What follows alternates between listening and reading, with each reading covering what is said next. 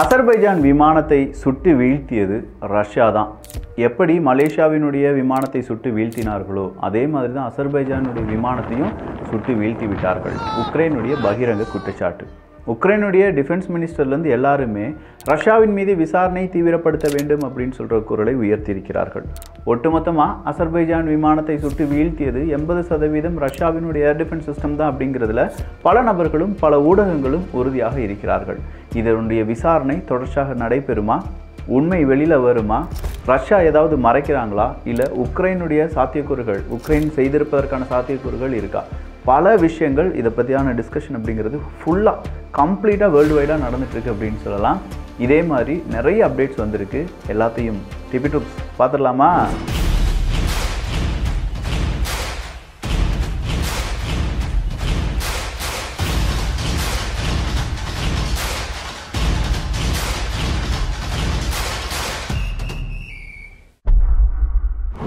MH17 யாருமே மறந்துருக்க மாட்டோம். இதை ரஷ்யா தான் சுட்டு வீழ்த்தினார்கள் அப்படின்னு சொல்கிறத பிற்காலத்தில் ஒரு கட்டத்துக்கு மேலே கண்டுபிடிச்சிட்டாங்க.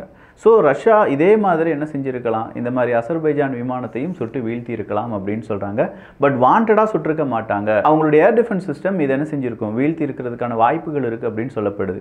இந்த அசர்பைஜான் விமானம் சுட்டு வீழ்த்தப்பட்டிருக்கலாமா அப்படின்னு கேட்டால் அதனுடைய ஷார்ப்னர்ஸ் இமேஜஸ் எல்லாமே நம்ம பார்த்தோம். அதே மாதிரி அதனுடைய விங்ஸ் அடிபட்டிருக்கிறதும் இங்கே தெளிவாக தெரிந்தது. ஸோ எக்ஸ்டர்னல் இன்டர்ஃபரன்ஸ் அப்படிங்கிறது இருந்திருக்குங்கிறத அசர்பைஜான் ஏர்லைன்ஸும் இன்று அறிவித்திருக்கிறார்கள். முதல் முறையாக அசர்பைஜானுடைய ஏர்லைன்ஸ் இந்த விமான விபத்துக்கு பின்னாடி ஒரு எக்ஸ்டர்னல் இன்டர்ஃபரன்ஸ் இருக்கலாம் அப்படின்னு சொல்லி அறிவிப்பை வெளியிட்டிருப்பதால் ரஷ்யாவா உக்ரைனா அப்படிங்கிற அந்த ஒரு செய்தியும் இன்று தலைப்புச் செய்தியாக மாறியிருக்கிறது. எப்பா இந்த உக்ரைனுக்கு உதவக்கூடிய நாடுகளுக்கெல்லாம் என்ன நடக்குதுன்னே தெரியல. அவங்களுடைய ஆட்சி எல்லாமே கவிழ்ந்து விடுகிறது. கடைசியாக பார்க்க போனால் தென்கொரியா, அடுத்ததாக பிரான்ஸு, இப்போ பார்த்தீங்கன்னா ஜெர்மனி இப்படின்னு சொல்கிற அடுக்கடுக்கான நாடுகள் அவங்களுடைய ஆட்சியை இழந்து வருகிறார்கள். இப்போ ஸ்கோல்ஸ் அவர்களுடைய ஆட்சியும் கவிழ்ந்து விட்டது. பிரசிடென்ட் சொல்லிட்டார், இல்லை இனி ஜெர்மனியில் இந்த ஆட்சி கிடையாது, நாங்கள் என்ன செஞ்சிட்டோம், ஆட்சியை கவிழ்த்து விட்டோம், ஆட்சியை கலைத்து விட்டோம் அப்படின்னு சொல்லிட்டாங்க. பிப்ரவரி மாதத்தில் அதனுடைய எலெக்ஷன் இருக்கும் அப்படின்னு சொல்லி ஜெர்மனி அரசாங்கம் கூறியிருக்கிறார்கள். ஆனால் இந்த இடத்துல இருக்கக்கூடிய சிக்கல் என்னென்னா, ஸ்கோல்ஸ் அவர்களுடைய கடைசி கட்ட பேச்சு தான். எப்பா இப்படியே போயிட்டே இருந்துச்சுன்னு வச்சுக்கோங்களேன், உக்ரைனுக்கு ஆதரவாக யாருமே இருக்க மாட்டாங்க. இந்த உலக போரில், அதாவது உலகத்தில் இப்போ நடக்கக்கூடிய இந்த போரில் உக்ரைன் அனாதையாக்கப்படும், ரஷ்யா ஜெயித்து விடுவார்கள், நம்ம இவ்வளோ நாள் கஷ்டப்பட்டதெல்லாம் வேஸ்ட் ஆயிரும். ஸோ ஐரோப்பிய ஒன்றிய நாடுகளே கொஞ்சம் ஸ்பீடாக உக்ரைனுக்கான உதவிகளை தேர்ந்தெடுங்கள். எந்த மாதிரியான உதவிகள் செய்ய முடியுமோ அத்தனையும் நீங்கள் தான் செஞ்சாகணும். வேறு லெவலில் நம்ம இறங்கி வேலை செய்யணும் அப்படின்னு சொல்லி அவருடைய குரலை உயர்த்தி சொல்லியிருக்கிறார். ஸோ உக்ரைனுக்கு உதவக்கூடிய நாடுகள் பட்டியல் கொஞ்சம் கொஞ்சமாக சுருங்கிட்டு இருக்கு அப்படிங்கிறது உக்ரைனுக்கே நல்லா தெரியும். அதுவும் டொனால்டு ட்ரம்ப் அவர்கள் வந்துட்டாங்க அப்படின்னா இதன் பிறகு யார் உதவி செய்வாங்க, யார் உதவி செய்ய மாட்டாங்க அப்படிங்கிறது யாராலையுமே ப்ரெடிக்ட் பண்ண முடியாத நிலைமையில் இருக்கும்போது தான் ஸ்கோல்ஸ் அவர்களுடைய இந்த வார்த்தை ஐரோப்பிய ஒன்றிய நாடுகளை கொஞ்சமாக யோசிக்க வச்சிருக்கு. ஒருவேளை ஸ்கோல்ஸ் அவர்கள் இப்படி உதவி செஞ்சதுனால தான் அவருடைய ஆட்சி கவிழ்ந்து விட்டதோ, ஜெர்மனியில் உக்ரைனுக்கான உதவிகள் வந்ததுனால தான் அங்கே பட்ஜெட் பிரச்சனைகள் வந்தது, உக்ரைனுக்கான பணத்தை யார் செலவு பண்ணணும், இஸ்ரேலுக்கு பணத்தை செலவு பண்ணணுமா வேண்டாமா அப்படிங்கிற சண்டை வந்துச்சு. அதன் பிறகு ரஷ்யா கூட சண்டை நடந்ததுனால நாங்கள் ஆயிலெலாம் வாங்க மாட்டோம்னு சொன்னாங்க. அவங்களுடைய விலை அந்நிய செலவாணி அப்படிங்கிறதும், அதே மாதிரி அங்கே வாழக்கூடிய மனிதர்களுடைய வாழ்வாதாரம் அப்படிங்கிறதெல்லாம் பாதிக்கப்பட்டது. இது எல்லாம் சேர்ந்து தான் ஜெர்மனியினுடைய அரசாங்கத்துக்கு பெரிய ஒரு ஆபத்தாக மாறியது. அதே மாதிரியான நிலைமை நமக்கும் வந்துடும் அப்படின்னு சொல்லி பல நாடுகளும் யோசிக்க ஆரம்பிச்சிருக்காங்க. அடுத்ததாக ஜாப்ரோசிஷா 100% நாங்கள் ஃபோர்ட்டிஃபிகேஷன் செய்கிறதுக்கு தயாராக இருக்கோம், எக்காரணம் கொண்டும் ஜாப்ரோசிஷாவினுடைய சில பகுதிகளை விட்டு கொடுக்கவே மாட்டோம் அப்படின்னு சொல்லி உக்ரைனுடைய இராணுவம் இன்று செய்தியை வெளியிட்டிருக்கிறது. அதை விட இம்பார்ட்டண்ட்டான ஒரு செய்தியை வெள்ளை மாளிகை வெளியிட்டிருந்தார்கள். அந்த செய்தி என்ன அப்படின்னு பார்த்தா, ஐயோ நார்த் கொரியாவினுடைய இராணுவ வீரர்கள் எல்லாரும் அவுட்டுடோய் அப்படின்னு சொல்லிட்டாங்க. இல்லை நிறைய லாஸ் நடந்திருக்கு. வடகொரியாவினுடைய இராணுவ வீரர்கள் நிறைய பேர் லாஸ், ஏகப்பட்ட பேர் உக்ரைனுடைய இராணுவம் கொஞ்சம் குவித்து விட்டது அப்படிங்கிற ஒரு செய்தி எல்லாமே வெள்ளை மாளிகை வழியாக வந்த செய்திகளாக வெளிவந்தன. ஸோ அஃபிஷியலாக இப்போ அமெரிக்கா அறிவிக்கிறாங்க, பாருங்கள் வடகொரியாவினுடைய இராணுவ வீரர்கள் இவ்வளோ பேர் இழந்துட்டாங்க. ஆனால் ரஷ்யா இன்னொரு பக்கமாக என்ன செஞ்சுட்டு இருக்காங்க அப்படின்னு பார்த்தா, அஃபிஷியலாக சில பகுதிகள், போக்ரோஸ்க் பகுதிகள் எல்லாமே ரஷ்யாவினுடைய கட்டுப்பாட்டுக்குள் வந்துருச்சு. அந்த பகுதிகளை எப்படி ரஷ்யா கூட இணைப்பது அப்படிங்கிற வேலையை பார்த்துட்டு இருக்காங்கப்பா. அவங்களுடைய லாங்குவேஜ், அவங்களுடைய கல்ச்சர், அவங்களுடைய சிஸ்டம், அவங்களுடைய எஜுகேஷன் சிஸ்டம், இது எல்லாத்தையுமே ரஷ்யாவாக கன்வெர்ட் பண்ணுறாங்க. இந்த மாதிரியான ஏரியாக்கள் எல்லாமே, பிடித்தெடுக்கப்பட்ட ஏரியாக்கள் எல்லாமே ரஷ்யன் ஃபெடரேஷனுக்கு கீழே தான் வரும் அப்படின்னு சொல்கிறது ஆல்ரெடி ரஷ்யா சொல்லியிருந்தாங்க. எகெயின் அதே மாதிரியே ரஷ்யா அதை செய்ய ஆரம்பிச்சிருக்காங்க அப்படிங்கிற தகவலை நாம் இங்கே பார்க்கணும். அதனால் ரஷ்யாவுக்கு பிரச்சனைகளே இல்லையா விக்கி அப்படின்னு கேட்டால் இருக்குது. இப்போது லாஸ்ட்டாக உக்ரைனுடைய ட்ரோன்ஸ் ரஷ்யாவினுடைய ஆயில் ரிஃபைனரி மேலே தாக்குதல் எல்லாமே நடத்தினாங்க.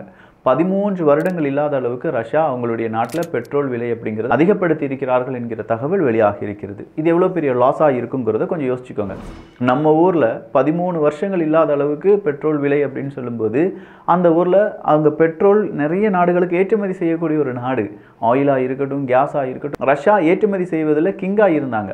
அப்படிப்பட்ட நாட்டிலேயே 13 வருடங்கள் இல்லாத அளவுக்கு பெட்ரோலுடைய விலை அதிகப்படுத்தப்பட்டிருக்கிறது அப்படிங்கிற தகவல் கொஞ்சம் ஷாக்கிங்காக தான் இருக்குது. அடுத்ததாக உக்ரைனுடைய நேஷனல் டெப்ட் அப்படிங்கிறது கிட்டத்தட்ட 160 பில்லியன் அமெரிக்க டாலருக்கு மேலே போயிருச்சுப்பா அப்படிங்கிற ஒரு தகவலும், அவங்களுடைய டிஃபென்ஸுக்காக மட்டுமே அவங்க செலவழிக்கக்கூடிய தொகை 44 பில்லியன் அமெரிக்க டாலராக இருக்குது என்பதும் அடுத்த வருடம் இதை விட அதிகப்படுத்தப்படலாம் அப்படிங்கிற தகவலும் வெளியாகி இருக்கிறது.